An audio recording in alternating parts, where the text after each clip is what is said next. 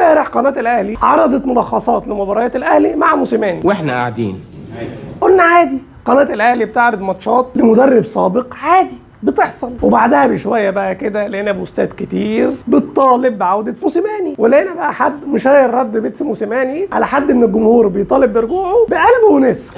واحنا اتخضينا بقى.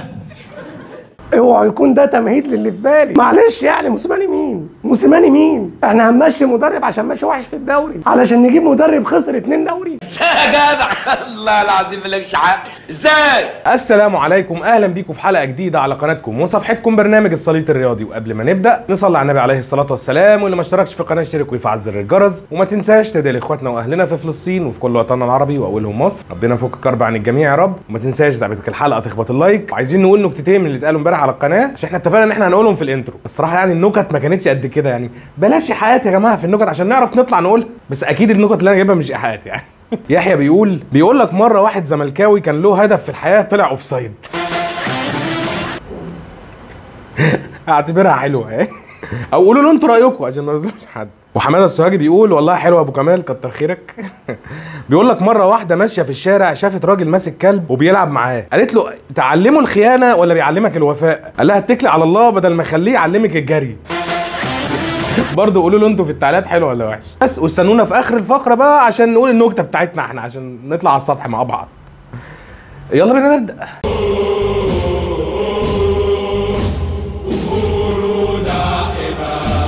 السلام عليكم ورحمة الله وبركاته. تاني تعادل لفريق المليارات في 3 لقاءات. النادي الاهلي بيتعادل مع غزل المحله في اللقاء الثالث ليه في الدوري العام بعد لقاءين. والغريب ان الناس تقول لك اصل الاهلي بيخلص الدوري من بدري، اصل الاهلي هيخلص الدوري من بدري. طبعا لسه بدري جدا على المنافسه، لسه بدري جدا على الماتشات، لسه بدري جدا على الدوري. انما عايز اقول لكم على حاجه تاني مهمه جدا. النادي الاهلي لو سافر وطلع بره في ماتشات كتير زي ما راح النهارده المحله ورجع بتعادل، لو راح ماتشات بره في اسماعيليه في بورسعيد في الانديه دي، انا بقول لك الدوري هيخسره من اول اسبوع. ايه ده؟ انا بقول لك الدوري هيخسره من اول اسبوع. نعم. بقى الاهلي لو راح لعب ماتشاته بره في اسماعيليه وبورسعيد زي ما لعب في المحله هيخسر الدوري من اول اسبوع. دي هتحصل ازاي دي؟ هنلعب ماتشات الدور الاول كلها مثلا في يوم واحد يا طروق؟ ايه الهبل ده؟ بس اكيد طبعا دي زالت لسان يا طروق، انا عارف صح؟ انت اكيد ما تقصدش كده. زي ما راح النهارده المحله ورجع بتعادل، لو راح ماتشات بره في اسماعيليه في بورسعيد في الانديه دي، انا بقول لك الدوري هيخسره من اول اسبوع او من الدور الاولاني. اذا كان كده معلش. بس يا كابتن طارق معلش يعني مش تقول لنا ليه لو الاهلي راح لعب في اسماعيليه او بورسعيد او اي محافظات زي ما لعب في المحله كده هيخسر الدوري من الدور الاول؟ وده على كلامك يعني علشان يتعادل مع المحله في المحله، مع انه لسه متعادل برضه مع مودرن في استاد القاهره عادي يعني. بس يعني عايزين نعرف وجهه نظرك، هل مثلا لان الاهلي مش متعود على الضغوط وما بيلعبش في ملاعب زي استاد رادس مثلا في تونس او مركب محمد الخامس في المغرب وبيكسب هناك عادي، وفي خلال 100 سنه بنلعب في كل المحافظات عادي وبناخد الدوري برضه؟ يعني معلش يعني عايز اعرف وجهه نظرك في الموضوع، ولا هو شغل بليله وخلاص؟ بتاع البليله دي اللي خلفتني حاجه. ايوه الراجل بكسب من حلقه بليلتي. انا اعرف فريق يعني عامل فيها هنا بطل وكل ما بياخد الدوري بيطلع بره وبيكون حصاله. ما تعرفش ده معناه ايه بالنسبه لك؟ الفريق ده برضه اللي انا بقول لك عليه لو سابوه هنا بقى لحاله كده لادارته والاعلامه وبدون احتواء على كل الاصعده كان زمانه في دوري الدرجه الثانيه يا طروق. ساتر عليك يا راجل، ده انت غتت غتاته. طب بص يا طروق، يعني عموما كده لو انت راجل وعارف انت بتقول ايه كويس قول الكلمتين دول قدام كابتن سيد عبد الحفيظ في برنامج قهوه فايق، اللي هو ان الاهلي لو لعب ماتشات بره في حته زي اسماعيليه او بورسعيد مثلا الاهلي هيخسر الدوري من الدور الاول. مش انت بتتقابل انت وبوسيد في قهوه فايق؟ لو راجل قول له الكلمتين دول. ده لو بقى. او شوف بقى طروق وهو بيشغل دماغه وقال ايه؟ عايز يضرب اوضه لبس الاهلي. الاهلي قعد مع امام عاشور عشان يمدد عقده من فتره طويله. اللاعب طلب من النادي المساواه بزيزو باعتباره اكتر اللاعبين بياخد في الاهلي مقابل مادي. طبعا الاهلي طبيعي جدا ان هو يوافق لامام انه يبقى من نفس الفئه المميزه اللي فيها زيزو، الفئه الاولى، مع بس الاختلاف هيكون في العقد الاعلاني اللي بيتعمل منفصل مع شركه الكوره. هنا شركه الكوره والاهلي ابلغ امام بصعوبه حصوله على نفس قيمه الاعلانات، وانه مش زي زيزو. لسه الموضوع مكمل مع النادي الاهلي في موضوع امام عاشور، ولسه الموضوع مستمر، وان النادي الاهلي قرر تجميد المفاوضات كليا مع امام في الفتره الجايه او تمديد عقده في الفتره دي لحين جد جديد، لان في اصوات في النادي الاهلي بتطالب بعدم التجديد لامام لان لسه فاضل له 2.5 سنين في عقده. بس يا بس هو انت مصر يا ابني تتهزق؟ يعني يا طارق معلش، يعني هو لو حد عايز ياخد معلومه هياخدها منك، وبعدين هو انت كنت قاعد معاهم؟ ثم انت نفسك بتقول باقي في عقد اللاعب 2.5 سنين، والمفروض ان دلوقتي في لعيبه هتخلص عقودها بنهايه الموسم، يبقى الاولى نشتغل على تجديد مين؟ وغير ده كله بقى نجدد لامام، نجدد لزيزو، نساويهم ببعض، ما نساويهمش ببعض. ده مالك انت؟ اما انت رزق صحيح ولا انتوا لسه موجوعين؟ هو بصراحه هم كانوا قلمين جامدين احنا عارفين. عموما يا طارق لو فاكر ان بالكلمتين الهبل دول اللي بيكتبهم لكم على الجروبات علشان تطلعوا بخهم كده على صفحاتكم هم اللي هيعملوا قلق في الاهلي، تبقى غلطان. وفكره التجديد للاعب لسه في عقده 2.5 سنين دي رفاهيه اساسا. خليكم انتوا في البلاوي اللي عندكم، الارض اللي راحت والاتهامات اللي في النيابه للمجلس وخناقه سيف الجزيري وفريرة والمدرب اللي اصلا الكل مش طايقه وعمر فرج اللي بتدفعوا له مرتبه وهو قاعد في البيت. عندكم بلاوي كتير يا طروق، ركزوا فيها يا اخويا، ركزوا فيها يا حبيبي. ما تشغلش بالك انت بلاعب لسه في عقده 2.5 سنين مع الاهلي، خليكوا في بلاويكوا. ناس جبلات معدومين الاحساس. سيد عبد الحفيظ عن ترشحه في انتخابات الاهلي المقبله، هناك رئيس نادي لابد من مراجعته قبل اتخاذ هذا القرار، وهذه هي الاصول داخل الاهلي، واذا كان ترشحي ضد مصلحه النادي فلن اترشح. ده تعليق سيد عبد الحفيظ عن فكره ترشحه في انتخابات الاهلي. يوم بقى الاخ شادي عيسى اللي بيمثل صوت كتير من الزملكاويه مشير الكلام ده ومعلق عليه بايه؟ تقصد كده صاحب النادي مش رئيس النادي، لان الكلام يتقال في نادي ملك الخطيب. طبعا يا شادي يعني دي حاجه انتوا ما تستوعبوهاش، مبادئ واصول وكبير العيله، لا حاجات صعبه انا عارف، دي حاجه لو عرفتوها تبقوا عمد. علشان كده وعلشان انت غلبان فمش هطول عليك كتير في الرد، لكن كل اللي هقوله لك اننا مش زي بعض الانديه، كل حاجه عندنا بالاصول. هي زريبه يا حبيبي، هي زريبه دي. انا رايي الشخصي ان هذا المدرب من الممكن ان يفعل شيء للنادي الاهلي على مدار فتره، يعني يقعد بقى يشتغل كده ويشتغل ويمخمخ هتلاقي في شكل حلو للنادي الاهلي. وجهه نظري، انت وجهه نظرك لا، ان الراجل ده بعد 3 ماتشات لازم يمشي، وجهه نظر حضرتك، لكنه لا انا اقدر افرض عليك وجهه نظري ولا انت تقدر تفرض عليا وجهه نظرك. انا مش هطلع لازم اقول ان انت بتقوله، مش طبيعتي، عمرها ما هتكون طبيعتي. ولو بقول لك الراجل مشي مش هطلع اقول برافو، لا هقول لك الراجل مدرب كويس، وهقول لك الاهلي خسر هذا المدرب لو رحل. في اكتر من كده اهو من خلال قناه النادي الاهلي بقول لك هذا الامر. انا راجل على فكره عفوي جدا وطبيعتي كده، يعني انا اللي في قلبي على لساني بقوله، ما بحسبش حسابات حاجه خالص يعني، وما بقلقش يعني، مش من النوع اللي بيقلق يعني، ما عنديش اي نوع من انواع القلق. لو في حمله عنيفه جدا وزياده جدا فهتلاقيني ايه ازداد عنادا، مش عناد ان انا عناد في الحق، انا بحب الحوار واحب انك تكسبني على فكره في الحوار، احب ان انت تقنعني. مش باين يا كابتن شوبير، يعني مش باين انك بتحب حد يتناقش معاك ولا يكسبك في حوار، لانك لسه بتقول في نفس الفيديو انك عنادي بس في الحق. طب ليه افترضت ان استمرار ريبيرو هو الحق؟ يعني فكره انك تقول ان المدرب ده كويس ولا مش كويس دي وجهه نظر مش حق، زيك زي اي حد بيفكر في القصه دي. انا اقول وحش حلو، انت تقول وحش حلو، دي وجهه نظر. ثم ليه مصر ان في حمله عليك؟ وليه مصر ان في حمله على ريبيرو؟ وليه مصر تدخل في دور عند مع الجمهور؟ الجمهور ليه وجهه نظر بناء على اللي هو شايفه. دور حضرتك مثلا انك ممكن تطمن الناس، تقول لهم اللي جاي خير، ما تقلقوش لسه بدري، المدرب شغال كويس في الكواليس ولسه شغله هيبان. لو انت يعني عايز تنفذ اجنده المجلس، وده طبيعي، ده ما فيهوش حاجه غلط، ان دي قناه الاهلي وطبيعي انك تدافع عن اختيار المجلس وتطمن الجمهور كمان. لكن حضرتك تطلع تدخل في دور عند مع الناس، لا وهو كده حلو وهو مدرب كويس، ولو مش هقول عليه برضه مدرب كويس، ولو قاعد كويس، لا مش كده يا كابتن شوبير، ده احنا بنقول عليك ناظر الاعلام الرياضي وياما دافعنا عنك. بس طبعا مع احترامنا ليك يعني احنا حاجتين بالنسبه لينا فوق الجميع، الاهلي وجمهوره، علشان بس الناس اللي ساعات بتحسبنا على حد، ادينا اهو ما عندناش عزيز غير الاهلي وجمهوره، واي حد طبعا بيخدم الاهلي. فراجع نفسك يا كابتن شوبير وبالراحه شويه، واذا كان بقى في خلافات بينك وبين حد من جوه المطبخ ومسمين اللهو الخفي فالجمهور ملوش دعوه. واتمنى يعني لو في خلافات تتلم من كبير العيله الكابتن الخطيب، لان الشكل العام مش حلو. استرها معانا يا رب. طيب بمناسبه بقى الكلام على ريبيرو ومدرب الاهلي والتوقعات والمطالبات برحيله، امبارح قناه الاهلي عرضت ملخصات لمباريات الاهلي مع موسيماني واحنا قاعدين قلنا عادي، قناه الاهلي بتعرض ماتشات لمدرب سابق عادي بتحصل. وبعدها بشويه بقى كده لقينا بوستات كتير بتطالب بعوده موسيماني، ولقينا بقى حد مشاير رد بيتس موسيماني على حد من الجمهور بيطالب برجوعه بقلب ونسر. واحنا اتخضينا بقى. اوعى يكون ده تمهيد للي في بالي. معلش يعني موسيماني مين؟ احنا هنمشي مدرب عشان ماشي وحش في الدوري علشان نجيب مدرب خسر 2 دوري؟ يا جدع الله العظيم مالكش حق. ازاي؟ يا جدعان موسيماني ده نفس مشكله ريبيرو، نفس مشكله كولر في الفتره الاخيره. اي فرقه بتركن الاتوبيس شكرا. موسيماني ده كنا معاه بنتعادل مع كل الفرق اللي بتركن الاتوبيس، ما كناش بنكسب غير الفرق اللي بتلعب لعب مفتوح. علشان كده كنا بنكسب الفرق الكبيره، وهي البطولات مش فرق كبيره بس، ده غير اساسا اننا ما كناش بنقدم كوره. انا فاكر الماتشات اللي كنا بنلعبها وخصوصا في الدوري، حتى اللي بنكسبها كان بيبقى هيجي لنا فيها الضغط. ده غير بقى مشاكل التدريبات واللاعيبه اللي نسيت الكوره في وجوده، ده غير البرامج اللي كان بيطلع فيها والتصريحات الغريبه اللي كنا بنسمعها. فنجيب مين يا جدعان؟ وبعدين هو ليه الدايره المقفوله اللي احنا فيها دي؟ طب ما نرجع فايلر طالما كده بقى. هتقول لي ما هو سابنا ومشي. طب ما هو موسيماني سابنا ومشي في عز المنافسه. في ايه؟ على الاقل تجربه فايلر هي افضل تجربه وافضل حد قدم كوره بعد ما نقول جوزيه. في ايه بقى؟ مش كده. عموما ربنا يقدر لنا الخير الفتره اللي جايه. عندنا ماتش مهم جدا مع بيراميدز يوم السبت، اتمنى يعني تكون انطلاقه ثقه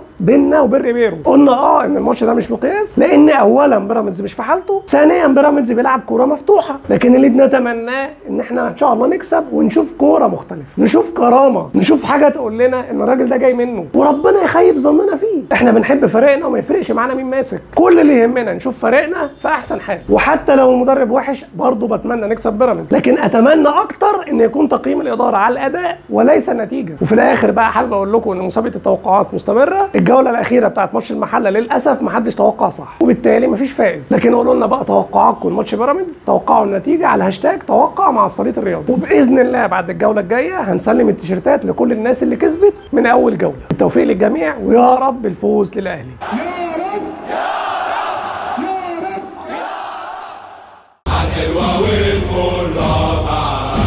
زملائنا في القاهرة 24 كالعادة يعني عملوا انفراد قوي جدا، نشروا مش اسم الحكم بس، طاقم التحكيم بالكامل، وده حقهم بأمانة انهم عملوا انفراد قوي جدا بالإعلان عن طاقم تحكيم مباراة الأهلي وبيراميدز. أعلنوا عن تعيين طاقم تحكيم إسباني هيدير المباراة، والطاقم مكون من خفير روخاس حكم ساحة، جورجي ماتيو حكم مساعد، الفريدو رودريجيز مورينو حكم مساعد، جورج فاسكيز حكم رابع، اليخاندرو مونويز رايز حكم فيديو. لو عملت فلاش باك على الطاقم الإسباني اللي أدار مباراة الأهلي وبيراميدز في يوليو عام 2024 اللي هو الموسم قبل الماضي، ختام الموسم قبل الماضي شهر 7 2024، هتلاقي حكم المباراة والاثنين المساعدين هم اللي جم اداروا مباراه الاهلي وبيراميدز واللي انتهت بفوز الاهلي 3-2. في البدايه يا جماعه عايزين نقول ان لحد اللحظه اللي احنا بنصور فيها دلوقتي اتحاد الكوره ما اعلنش عن حكام مباراه الاهلي وبيراميدز، انما انا بس عايز افهم حاجه، لو صح الخبر ده يعني هو خلاص حكام العالم كله خلصوا عشان نجيب نفس الحكم اللي حكم مباراه الاهلي وبيراميدز السنه اللي فاتت؟ لا وايه، المباراه دي كمان ما عدتش كده عادي، ده كان فيها حكايات وروايات. انتوا اوفر قوي. طبعا كلنا كاهلاويه متضايقين من الخبر ده، لان انا بالنسبه لي الحكم ده كان ظالم في المباراه دي. شفنا اخطاء كتيره جدا من الحكم ده في المباراه دي، وكلها كانت في صالح بيراميدز، وما شفناش خطا واحد استفاد منه الاهلي عشان اقول مثلا حتى مستواه هو اللي ضعيف. لا، الاخطاء كلها كانت في صالح نادي واحد. وطبعا الموقف اللي احنا فيه دلوقتي ده بيفكرني بمباراه الاهلي والزمالك الموسم اللي فات لما اعلنوا ان مفيش حكام اجانب للمباراه، وقتها الاهلي قال مش هيلعب الا بحكام اجانب. نفس القصه بيعملوها دلوقتي، يجيبوا حكم عليه كميه الجدل دي وبيستغلوا ضيق الوقت، وبيعلنوا عن الحكام قبل المباراه بيوم واحد بس، اللي هو مفيش اي حد يلحق يعترض على حاجه، مفيش وقت للنقاش اصلا. وما تفهمش اساسا بتوع اتحاد الكوره دول عايزين ايه، او بتوع لجنه الحكام دول يعني ليه حابين يكون في جدل كده.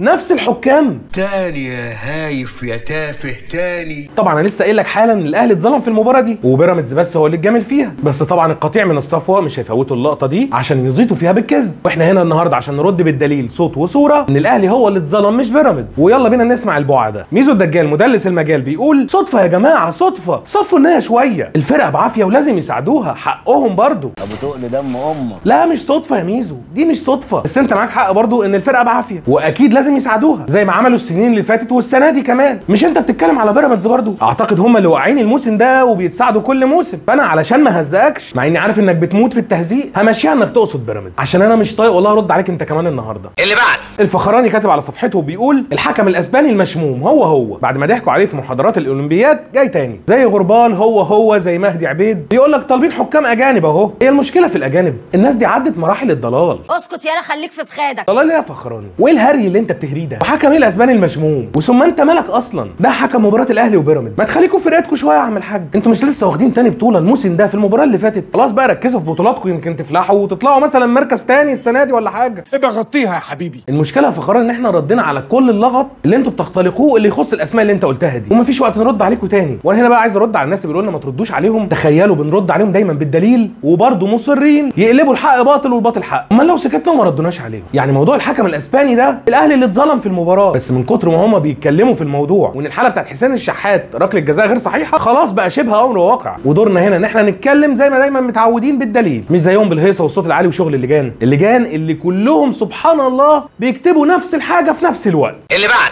يعني احنا دلوقتي لو صدق الانفراد بتاع موقع القاهره 24 بشان طاقم التحكيم الاسباني لمباراه الاهلي وبيراميدز يوم السبت 30/8 اللي هو خفير البيرو روخاس ومساعد اول رودريجيز مورينو ومساعد ثاني بوينو ماتيو، ده نفس الحكم والاثنين المساعدين بتوع مباراه 12 يوليو 2024. فهل ده من الكياسه وهل ده من الاحترافيه ان انا اكرر نفس الحكم بنفس الاثنين المساعدين؟ يعني في مباراه شهدت قرار جدلي الفيفا حسمه ان اللعبه لا يمكن تبقى ركله جزاء، اللي هي ركله الجزاء اللي ما بين حسين الشحات ومحمد حمدي. ده اول حاجه. اتفضل يا سيدي، خلصنا من المحتوي اللي في الملعب، بقى يطلع ويعمل مداخلات كمان. لا والضحك بقى بيقول لك ركله الجزاء ثبت عدم صحتها، بيقول لك الموضوع اتحسم خلاص. ومين اللي حسمه؟ الفيفا. تخيل بيقول لك الفيفا علقت على قرار حكم بشكل علني كده وقالت لك قرار خاطئ. ده ايه الفتوح ده كله؟ ده انت مهول. مش بقول لكم الجان يا جماعه، يعني اصلا اللي بيقوله لك ده مستحيل يحصل، مستحيل في الفيفا يتكلموا في قرار تحكيمي على الملأ عشان ده يطلع ويقول لك الفيفا حسمها مش ركله جزاء. يبقى الباشا ده جايب الكلام ده منين؟ يا اما من الاصفر اللي مدخله معاه، يا اما من عاشور بقى اللي طلع يهبد وقال لك الحكام في الاولمبياد لما قعدنا قاعده مع بعض قال لك مستحيل تبقى ركله جزاء. وانا اتوقع الخيار الاول، ما عشان تطلع وتعمل مداخلات وخصوصا مع الاصفر يبقى لازم حاجات تقولها وحاجات ما تقولهاش، خصوصا لو انت مخلص بقى وعايز تاكل عيش. بس العلم عند الله، انا ولا باكد ولا بنفي حاجه زي دي، ولكن الاصفراوي ده يطلع منه اي حاجه. اللي احنا شايفينه ده الاهلي وبيراميدز في مرحله التتويج هتبقى حكام اجانب، الاهلي والزمالك في المرحله الاولى في مرحله التتويج هيبقوا حكام اجانب، لان من الواضح ان لجنه الحكام ما عندهاش اي اتجاه انها تدافع عن الحكم المصري. تدافع عن الحكم المصري وانت اللي بتقول كده كمان؟ طب خلي اي حد تاني غيرك يقول الكلام ده يا راجل. ده اللي انت قلته من كام يوم مش بس فضيحه الحكم المصري، لا ده كلام المفروض يلغوا بعديه التحكيم المصري خالص علشان اللي انت قلته. فاكر انت قلت ايه؟ انا ازعم ان انا بعرف اتكلم عربي، يعني لغه عربيه ايوه منضبطه. بعض اللعيبه ابتدت تخرج عن السيطره بسبب ارتفاع النتيجه، خلاص. فانت قدامك حاجه من الاثنين. تخرج عن السيطره ازاي يعني؟ ضرب يعني؟ لا تخرج عن السيطره في التعامل. خلاص.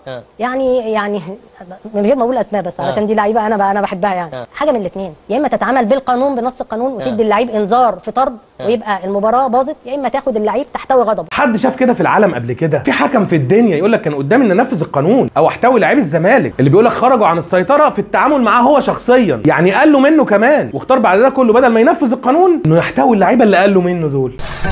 الله على شنبك الله. وفي الاخر مستغرب ان لجنه الحكام هتجيب حكام اجانب. يا راجل ده لولاكوا ما كانش الزمالك حصل على كام بطوله اللي خدهم في السنين الاخيره دي. حسبي الله ونعم الوكيل. اللي بعد. فالحكم الاسباني ده هل جنى حكام اسبان قبل كده؟ كان اخرهم حكم اسباني ادار ايضا مباراه الاهلي وبيراميدز وكان عامل فضايح تحكيميه، لدرجه ان الكابتن محمود عاشور الحكم اللي كان موجود في الاولمبياد قال لك احنا ناقشنا الحاله بتاعت حسين الشحات اما داس على بطن محمد حمدي، والناس كانت بيتكلموا هناك انها كانت يعني فضيحه تحكيميه، بمعنى اصح ان حكم في وجود فار يحسب ضربه جزاء لصالح حسين الشحات اللي داس على بطن محمد حمدي. بل كمان الاهلاويه نفسهم متضايقين من الحكم وشايفين ان النادي الاهلي كان ليه ضربه جزاء لمحمد عبد المنعم، مش عارف مين داس على رجله، يعني بوظ المباراه، يعتبر بوظ المباراه بتاعت. فنفاجئ ان لجنه الحكام جايبه حكم اسباني هو اسمه خفير روخاس، حكم هو نفس الحكم اللي ادار نفس المباراه. والله انا عاجبني غندره وهو بيحاول يعمل محايد، ولو انه بيضخم قوي في ركله الجزاء بتاعت حسين الشحات، انما في ركله الجزاء بتاعت عبد المنعم يقول لك جمهور الاهلي اللي بيقول، وانا بقول لك في ركله جزاء ثانيه للاهلي في نفس المباراه يا غندور. وزي ما انت عارف كله بالدليل، هجيب لك كل حاجه بالدليل ما تقلقش، بس كمل الاول. نادي بيراميدز ينتظر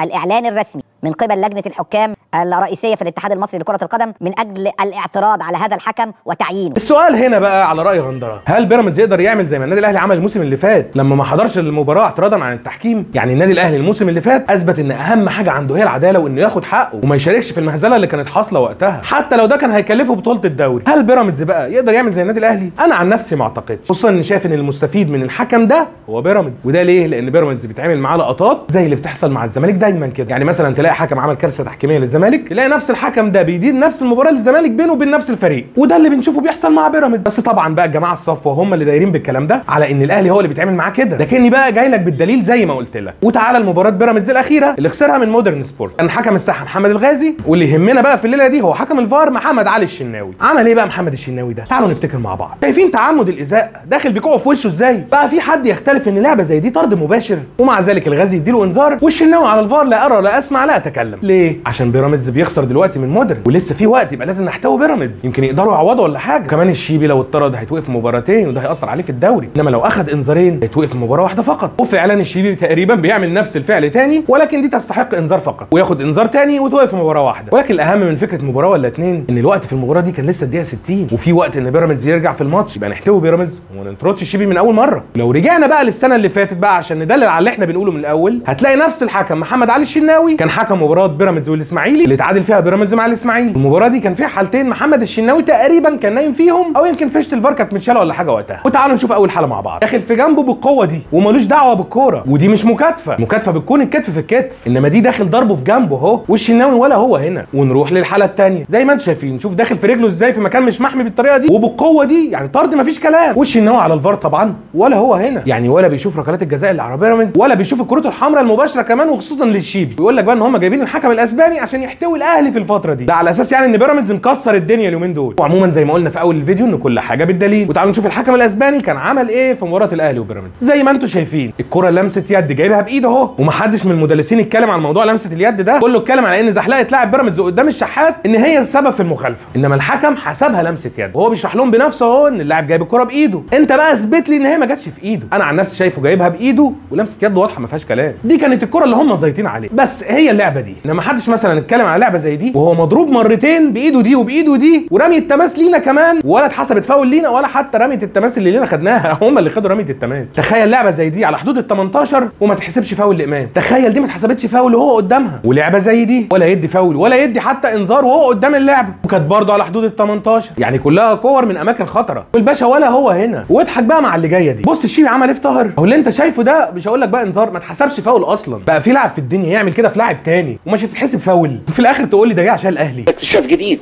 الله يخرب بيتك، ريتها جابت بدالك حمار يا اخي. اللعبه دي الدهس على القدم في قانون اللعبه مخالفه، يعني لما تبقى من جوه منطقه الجزاء تبقى ركله جزاء، ومع ذلك ما تتحسبش والاهلي يتظلم فيها. امام عاشور اتزق في اللعبه دي من داخل منطقه الجزاء ومحدش يقول لي الزقه خفيفه، لا وهو بيجري ما تبقاش خفيفه. وكمان المشكله ما كانتش في الايد بس، ركز هتلاقيه ضربه برجلين الاثنين، الشمال الاول وبعد كده اليمين، ده غير ايده طبعا، ومع ذلك ما اتحسبتش ركله جزاء. احنا بس اللي مش بنصيح زيكم، وكمان عشان كسبنا الماتش خلاص مش عايزين منه حاجه فبنكبر دماغنا. انما حتى لو لعبه حسين الشحات مش صحيحه وهي صحيحه فقدامها ركلتين جزاء غير الهبل اللي كان بيحصل من الحكم في الملعب. المفروض بقى بعد اللي وريته لكم ده وبعد اللي شفتوه واللي بيحصل مع بيراميدز في المواسم اللي فاتت لحد الموسم ده ولحد اخر ماتش البيراميدز كمان، يا ترى بقى مين اللي يقلق من الكلام ده ومين اللي يقلق من الحكم ده، احنا ولا هم؟ ناس ما عندهاش دم. وصلنا بقى للنكته البايخه بتاعتي بتاعت كل مره، وما تنسوش برضو تقولوا النكت بتاعتكم، ويا ريت نكت بقى جامده بقى، عايزين نقول نكت حلوه كده يا جماعه، مش لازم تقلدوني وتقولوا نكت بايخه. ما علينا، اقول لكم النكته بتاعتي عشان الحق اهرب انا على السطح. بيقول لك مره واحد كان راجع تعبان من الشغل بيسال مراته عملتي اكل؟ قالت له لا ما عملتش اكل، فالراجل زعل واتخنق وقام داخل نايم، فعيني صعب عليها وقالت اما ادخل اراضيه، فدخلت تقول له طب اعمل لك مساج، قام حلف عليه وقال لها عليا البتاع بالبتاع لو عملتيه ارميه في الشارع. بس كده انا هطلع على السطح، نكته بايخه طبيعي كالعاده، قولوا لنا انتوا نكت مش بايخه يا ريت ولا شحات. وبس كده، كان معاكم محمد كمال وانا مصطفى طلعت، السلام عليكم.